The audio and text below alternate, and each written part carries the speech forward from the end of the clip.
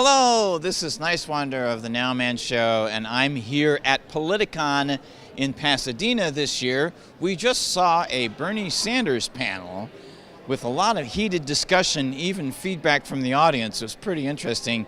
This panel included actor, radio show host Hal Sparks, also Ann Kasparian from the Young Turks, Paul Bagaya, Bill Burton, who actually in the past had managed the Obama Super PAC Priorities USA action, and more.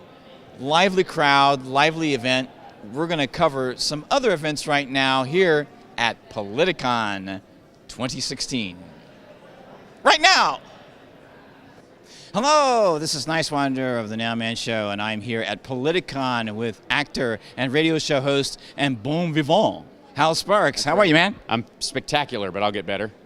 You will get better? Oh, yeah. There's always room for improvement no matter how good you're doing. That's fantastic, even on a good bad day. Yeah. That seems like an oxymoron, a good bad day. I did that on purpose. But you know what? I actually think that most people have good bad days and bad good days. I agree. Yeah, so that's okay. All right, we'll operate on that premise. I like it. So how would you evaluate the Bernie Sanders campaign panel that we just witnessed? It was good. It was my only issue with it was when the Bernie fans were booing numbers. You can complain about his media coverage. You can complain about his ideas not getting afloat or any of those elements. You can even complain about something that other people have said about him that you disagree with. But the numbers are the numbers. People voted for Hillary, but they voted, beyond superdelegates, she won the number of delegates, period. So don't boo the numbers. Just be upset and work next time to have more numbers, I suppose. Well, it's definitely an establishment kind of non-establishment election season right now. That's what we are seeing. Yeah. And 45% of the people, which are about 13 million people, did vote for Bernie Sanders. And we also know at the same time, all the way back to the Iowa caucus, it was decided by a coin toss. And immediately, the Hillary campaign was talking about how Sanders supporters should join her. And every mainstream media interview that I've seen, and I've seen probably 1,000 in that time, they keep hounding him for whatever the question is of the day. Lately, it's been, are you going to vote for Hillary Clinton? And they won't let it go. But they do that with every single Democratic primary candidate who loses in every and in every Republican one, for that matter. They've done it with every single Republican about, will you support Donald Trump? Have they not? There's been a wall of people. All 18 of them have been corralled, the ones that matter, have been corralled by the press. Are you going to support Donald Trump? Same thing with Paul Ryan initially, who being outspoken against, that's not going to be the guy who owns our party. Now that he is, are you going to vote for him? Bernie doesn't get to dodge that question just because he's Bernie. Hillary was asked the exact same thing when she lost to Barack. Correct. But there's, when we talk about... Earlier, by the way. Correct. But there's a lot of different factors. In some ways you can compare the past, with the present. In other ways you can't. This is a very unique season. It's like we have seen literally, I've interviewed the economist Richard Wolff, and he talked about how thousands of people were locked into the idea of getting money out of politics, ending foreclosures, the income inequality with Occupy Wall Street. Now, this same kind of message, there's millions of people on board. There are millennials who are now older than they were back then, who also can see the maturity of the internet and get more information off the internet and decide for themselves what they think the truth is and what the distortions are. Sure. So now this group is growing in large numbers. Right. They get it. Yep. And so there is becoming their own establishment. That's correct. That's what it is. That's the process of political growth in every country that has any kind of political growth available to it. You start small, oftentimes disruptive. You build a structure, you run candidates, you win or lose, you build on the successes of those candidates. Nobody special. That's how the Whigs disappeared and the Republicans appeared. It's how the Democratic Party existed. It's actually, quite frankly, how the Democrats and the Republicans in 1964 swapped names. The modern Republican Party is the Dixiecrats pre-1964, pre-Civil Rights Act. Well, some people would think that what we have now is, do you know who Chris Hedges is? Yeah. Okay, he believes that what the Clintons did in the 1990s was pull the Democratic Party more to the right. So now that those people that we call the Reagan Republicans are now all the way to the right, to the far right. So what we have seen ideologically through the media, through establishment politics and economics, we have seen this message kind of pulled to the right. So now you see this new young, but not only young, group of non-establishment voters and supporters of a candidate called Bernie Sanders. Imagine that, voting for a 74-year-old grandfather. Who would have thought of that even 5 years ago at Occupy? Well, Ron Paul. I mean, it's absolutely, this is a whole different thing. No, it isn't. Much larger crowd. No, not necessarily. There was a big argument that Ron Paul should have won a bunch of primaries that he didn't win because the establishment wasn't for him on the Republican side. He won CPAC straw poll after CPAC straw poll and never gets his due. He's an old grandpa. He's a bit doddering. He's very, I don't like him. I don't like his policies, but mechanically, it's very similar to actually the Bernie appeal. Correct, but like I say, in terms of Chris Hedges, what he's saying, I disagree vehemently. I think post-Reagan, after Clinton, understand where the Republican and the Democratic parties were in the 90s. Carter had been one-term president. Reagan comes in, 8 years, 4 years of Bush. The country had had 3 terms of Republicans. And the Democrats were lined up with an unknown, Bill Clinton, governor running against George W. Bush for a second term in the middle of the original Iraq-Kuwait dust-up, with war on his back and the Cold War still, in the taillights. This idea that Republicans represent both economic stability, greed is good, and Wall Street is sound at that point. It had not had a collapse on the level of the late 90s and 2008. They were still under the illusion that it was a functional system. Trickle-down had not been called out as the BS it was. Well, some of us did, and when I lived overseas in the 80s, they definitely were very aware of it. What the Clintons did was, quote-unquote, by moving to the center, moving the country, quote-unquote, to the right in Chris Hedges' kind of concept, was actually to lure what were conservative Democrats back away from the Reagan situation.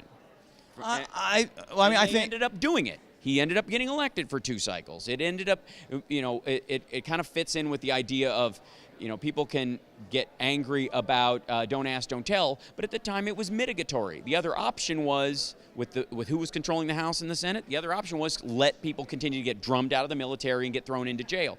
So what do? If you can't solve it, do you just go down fighting and shaking your fist, or do you actually try to go, okay, let's take one step up the ladder? But would you say, though, that with what legislation that was passed, even in the early years of the Clinton administration, you had NAFTA, which was a disaster. You had also the Omnibus Crime Bill, disaster. You had the Welfare Reform Act, which was gutting it, not helping the poor people. And then later on, you had the Telecommunications Act of 1996, and then the final nail in Glass-Steagall, repealing that and creating derivatives. But again, so how would you just policies of the Clinton White House? Those were reflective of how of what the Senate proposed, and they were run by the Republicans. But it was Democrats that worked with the Republicans to make those things happen, as you alluded to, right? You don't also take a hands-off position. You're in committee. Here's what happens: you're in committee you're on 4 to 6 in a committee. You're a Democrat. This bill is being crafted by the committee. Do you walk out and refuse to be on the committee, or do you help draft it? Do you try to get what you need? No, that depends. Because if you want to be a successful politician, that's what you will do. Or represent your people. If you want to represent your constituents, do you just walk out of the room and you go and let it get passed without any of your input? Who are your constituents? Your voters. Who are the voters? The people who represent the establishment, or the people that are just the average person? I'm talking you as a Democrat. Let's say work with me on this analogy so you understand what I'm talking about. You're a Democrat from Vermont. You're totally liberal, and you've been you're in the minority in the Senate. You're on a committee. They are voting on welfare reform. You have 2 options. Throw your hands up and say, this is a corrupt process, and I'm not going to be a part of it, and let them draft it entirely, or try in the committee to do everything you can to affect a bill you know is going to get passed because you don't have the numbers. Do you participate? And if you don't, then how dare you say that was a bad decision when you actually had the ability to affect it? Right. Well, I think that says a lot about the American people. I mean, I grew up in the Midwest and in the South, And I know that there's a lot of people there that don't do their homework. I didn't do my homework for a long, long time. Sure. And even Does that make them evil? Does that mean they wanted welfare reform to hurt people? No, they bought the line. Right. They hoped it would work out. They thought, okay, there's some provisions in here I'm for, provisions I'm against, but it turned out to be just like trickle-down economics. That in theory, from a distance, a lot of people, liberals and progressives included, if you'd never heard of it before and you didn't know its attachment to Reaganomics, you'd go, oh yeah, if I became rich, I'd give to the poor. Well, wouldn't you think that's an assumption, though? It didn't play out that way. That's my point. But it doesn't make the people who thought it would play out that way evil. You just have to recognize that, and the question you have to say, if somebody did that, did they learn from their lesson or not? It's like Hillary's Iraq vote. Hillary has said she regrets the Iraq vote and she would not do it again with the information, knowing now if she had known then what she knew now, she wouldn't have voted that way. What about Honduras and the arms deals with Kuwait and Qatar? I will. Don't move the goalpost. Let's talk about. I'm giving an example of these things. She regretted the vote. She said it openly, and she wouldn't do it again. It's very easy for the populace now to hold her to account for that particular thing. If you just gave the protest vote, you thought, you know what, we probably should invade this. But my constituents will fry me if I vote for it. Right. So and that's part of the problem, right? So I'm going to vote against it because I know it's going to go through. But now I can stand on that. I was the one who said no at the time. And even if it does go through, I know there'll be enough muck involved in whatever bill goes through. There'll be enough people who don't like it. I can go, I voted against it because of this little provision. That gets me off the hook. Every bill has enough in it where somebody can justify a no vote. The Republicans have actually run their entire system that way. Right. So my thing is, I don't hang all that around the necks of the Clintons like people want to. I hang it on the necks of the voters. Well, I say it goes hand in hand, but I know exactly what you're saying. Because Bernie, here's a good example. Love Bernie. However, Bernie ran for mayor, ran against guns, lost. Ran for state senate, changed his vote, didn't run against guns, was about not letting people get voted against the Brady Bill 5 times, all that kind of stuff. Has his entire time he's been there, his argument is, well, I'm in Vermont, it's a rural state. Right. Is it your conscience or not? And if it's your conscience, vote your conscience. Don't say, I'm in a rural state. I've said to my voters, look, I know how you guys feel about this, but we're talking about the rest of the country, and I'm a senator representing you and an entire group of human beings. He didn't do that. He voted with what would keep him in office. There's nothing wrong with that because the good that he's been able to do outweighs the negative aspect of his singular vote. Now there is the important point that I would like to make on that issue of the guns, because that, to me, as I see it from all I've evaluated, is the actual fact. Now, how do you mean? Now, well, because his vote, and he's also admitted publicly that he's learned this and that from traveling around the country. He's learned all kinds of things, from being at Pine Ridge Reservation in South Dakota, to being in West Virginia, to going to Indianapolis and meeting with the people there that worked for Carrier, on and on and on. He's learned a lot of things about this country that he didn't know before. And that was his goal coming into this campaign season in the first place. So he did do that as he promised he would and he wanted to do. He wasn't expecting this huge groundswell of support to be as big as it was, which, by the way, over 1,900 delegates are going to the convention. And there's also 13 million people that actually did vote for him, even with all the election fraud, voter suppression issues that we saw around the country. There were certain things that we even can see on video. Alleged. Did you see the electronic voting machines? There's all kinds of things that can happen. And yes, it's alleged, but it does make you think, and that's the whole point of why we do this show, is to think and to give you a voice as well. That's why you say alleged, to keep thinking. To keep thinking so that we don't just stop. So you do progressive radio, and you're also a stand-up comic. Right. So what's coming up next for you? I'm on tour. I'm always perpetually on tour. I'm a stand-up comedian. There's no, it never ends. It's not like a band where you have to put an album out and then you got a tour on it. It's just the life on the road of a stand-up comedian. But I'm also, my son's 5 now, and I pocket the time that I'm on the road so that I have the most amount of time that I can possibly have with him. And that's the biggest contribution I think in many ways you can make to the future, because you're going to turn a human being loose in the world that after you're gone is continuing to make an impact. So. And that's fantastic. Congratulations, actually. Yeah, he's amazing. I'm sure he is. Yeah. I don't have any children, but I do. Know of. That's a good point, Or actually. ever. So, Hal, thank you so My much for pleasure. being on the NOWMAN Show. Absolutely. And this is Niswander, and you've been watching the NOWMAN Show with Hal Sparks. That's right. Get used to it. Cool. Hello, this is Niswander. I'm here at Politicon, and I'm with Chris Schellinger from Team Bernie LA. How are you doing, Chris? I'm doing well, thank you. So, what did you think? We just saw a panel discussion about the Bernie Sanders campaign. What are your first thoughts? There was only one Bernie Sanders supporter on the entire panel. Thank you, Ann Kasparian, for being there, because otherwise we would have had no representation for Bernie supporters. It was really strange to be in the room with a bunch of people very negative towards Bernie and his campaign. Well, and the discussion is still based on the establishment's perspective of what happened, correct? Exactly. As Bernie supporters, we tend to not watch mainstream media. We tend to go elsewhere for our news and information. So when we had a panel of 6 people, but 5 people pushing these mainstream media narratives in our face, it was insulting. It really was insulting that they didn't care about our position. They only cared about their spun opinion of it. We can judge a society by how we treat its lesser individual, or its most vulnerable, and that's what Bernie supporters are about. I think we're about looking beyond maybe our means or their means, and how can we make the world a better place through policy and through talking to each other. And it was really strange on the panel, because that sort of energy just was missing. Right. And I thought also, too, the discussion about incremental change, as in what would be called progressive or even radical change, which is really not radical change, but if you look at it, it's more like mainstream FDR, politics and economics. So the discussion of how can we get rid of incremental change wasn't even part of this conversation. No, the incremental change was kind of like, this is what you should be expecting.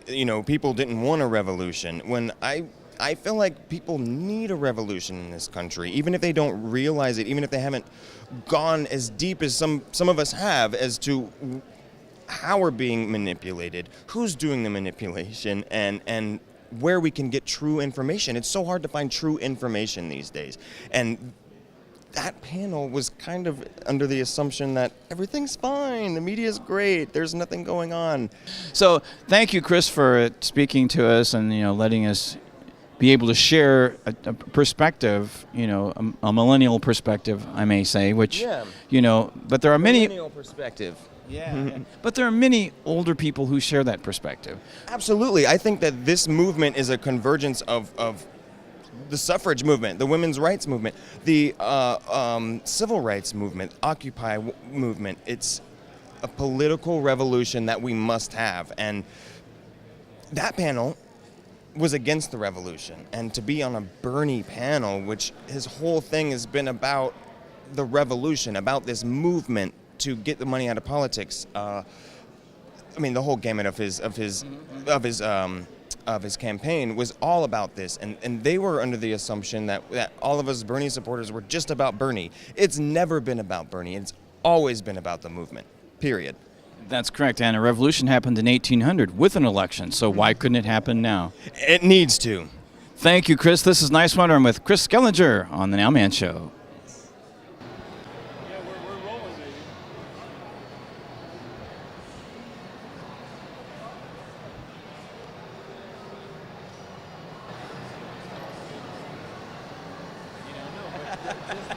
I just did a great interview with media pundit and author Ann Coulter.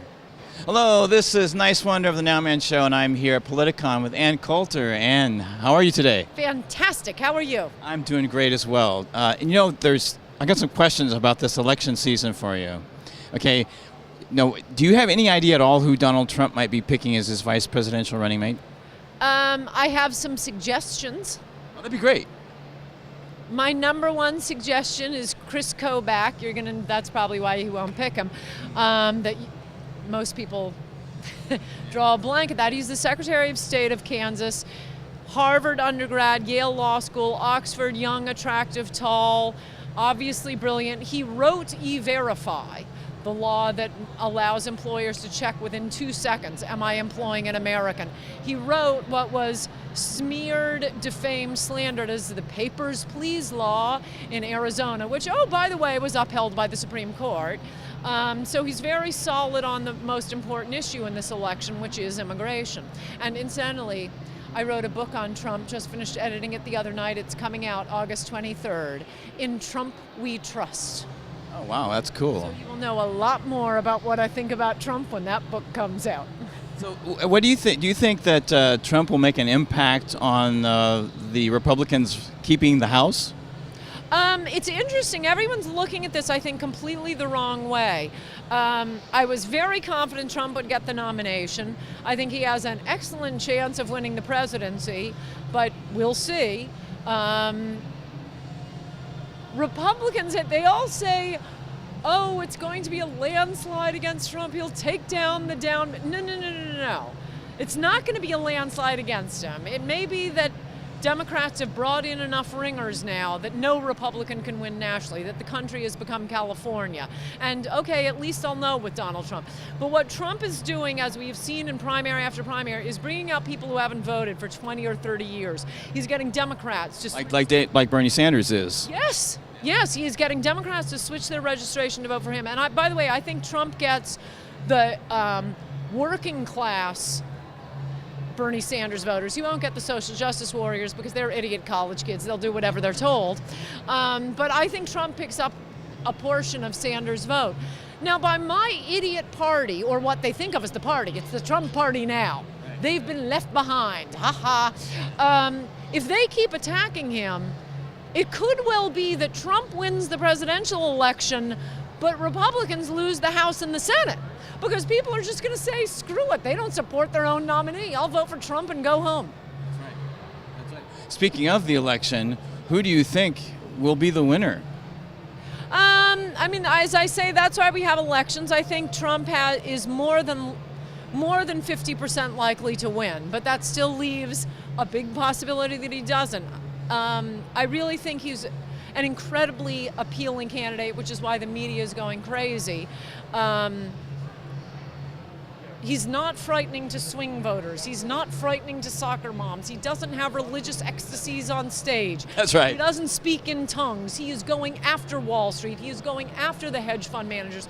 All the usual things they say about Republicans do not work, and he has raised the most important issue that will help everyone living here, including immigrants, and that is building the wall, shutting down this dump of low-wage workers on America, which is hurting America's working class and middle class. And ending the TPP. Yes, and the trade deals. Oh my gosh, he's finally running on popular issues. Thank you so much, Ann, for being on the NOWMAN Show. August 23rd. Name of the book? August 23rd, In Trump We Trust. Thank you. Welcome to the Bernie panel. What happened? Why was Bernie so successful? Why could he not actually win the nomination? I think part of the reason... Well, I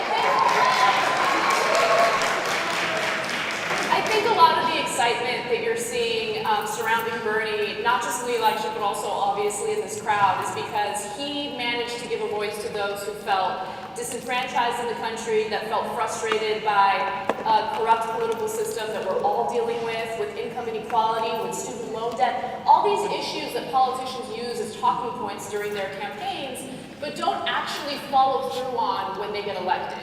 And someone like Bernie Sanders did what he said he would do. He wouldn't take campaign contributions from massive corporations. He took small donations. Average amount was about $27, as we all know.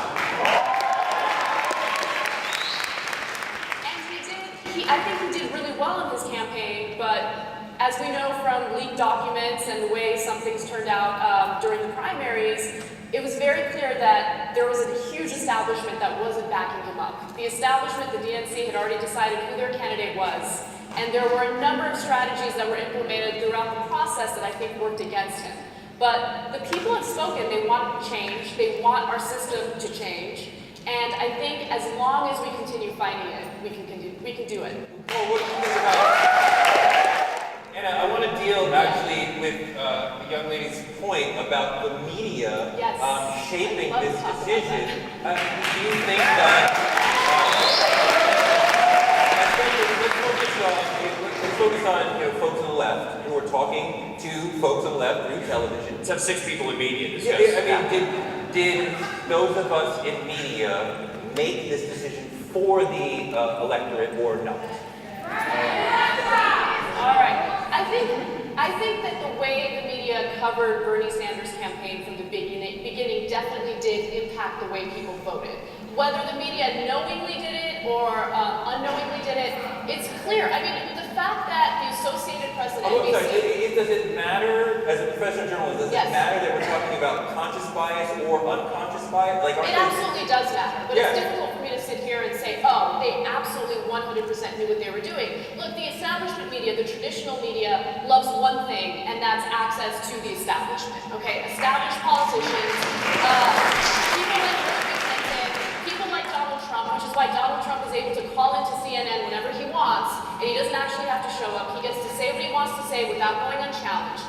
And so when you have, let's say, the Associated Press or NBC reporting a day before the primary is supposed to take place in California, telling the voters that Hillary's already won, you guys can all screw up, right? I'm paraphrasing, they didn't actually say that, but that's what it felt like. It discourages people from going out there and voting. But that's just one example. You have the Washington Post publishing 16 negative Bernie headlines in one day.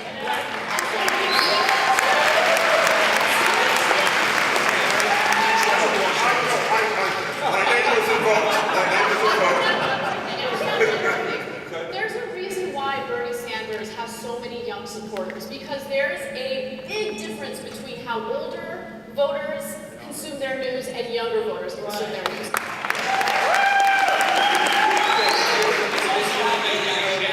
Traditional media versus what? Digital media, which of course that's what I'm part of. But you have digital media doing very different coverage of the elections, very different from what you would see on CNN, for example, right? You don't have digital media outlets talking about super delegates and counting them as if they've already voted, right? And so when you have in-depth analysis on the policy issues, for instance, Bernie's plan on education is much better than Hillary's plan on education, but you don't see those debates in the mainstream press. And so that's why you have older people who, by the way, are comfortable with the system that we're already in. They already have their houses, they already have their careers, they're cool, they're chilling, right? But when it comes to people in my generation, we are not chilling, and we're consuming our results.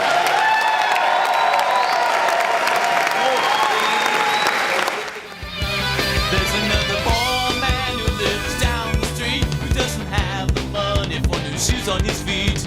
He works hard